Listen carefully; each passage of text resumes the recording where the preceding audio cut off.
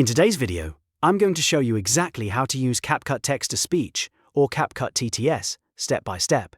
If you've ever wanted to turn written text into a voiceover inside CapCut without recording your own voice, this is the fastest way to do it. It's perfect for tutorials, short videos, social media content, explainers, and any edit where you want clean narration built right into your project.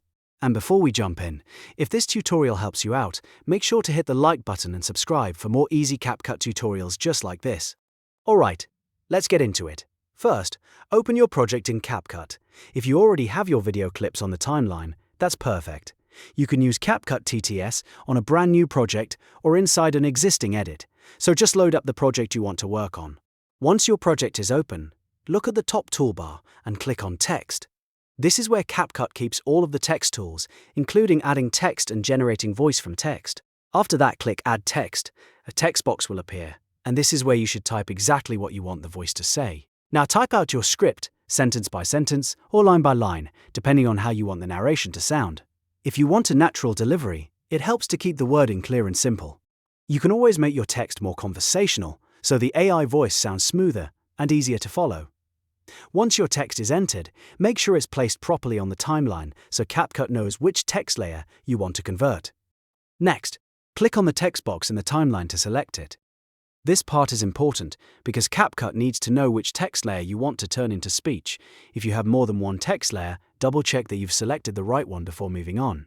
After selecting the text box, go to the right side editing panel and click Text-to-Speech. CapCut will open the TTS options, where you can choose from different AI voices. Depending on the version you're using, you may see multiple voice styles, accents, and tones. Take your time here and pick the voice that best matches your video style. For example, you might want a calm voice for tutorials, a more energetic voice for short-form content, or a professional voice for informative videos. If CapCut gives you additional settings, adjust them as needed.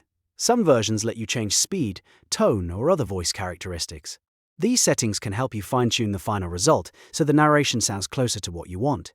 If the voice sounds too fast, too slow, or not quite right, this is the moment to correct it before generating the audio. Once you've chosen your voice and settings, click Generate. CapCut will process the text and create the voiceover automatically. This usually only takes a few moments, and once it's done, the audio will be added to your project. You can now place it alongside your visuals and line it up with your clips. Now comes the most important part, previewing the audio. Play back the section and listen carefully to make sure the voice sounds clean, clear, and synced the way you want. If the voice doesn't sound right, or if the pacing feels off, you can go back and edit the text, change the voice, or regenerate the speech using a different setting. This is one of the best parts of CapCut TTS because you can quickly test different versions until it sounds perfect. If the narration needs to be shorter, break the text into smaller parts. If you want smoother delivery, rewrite any awkward phrases so the AI voice reads them more naturally. Small edits can make a big difference in how professional the final voiceover sounds. And that's how to use CapCut Text-to-Speech.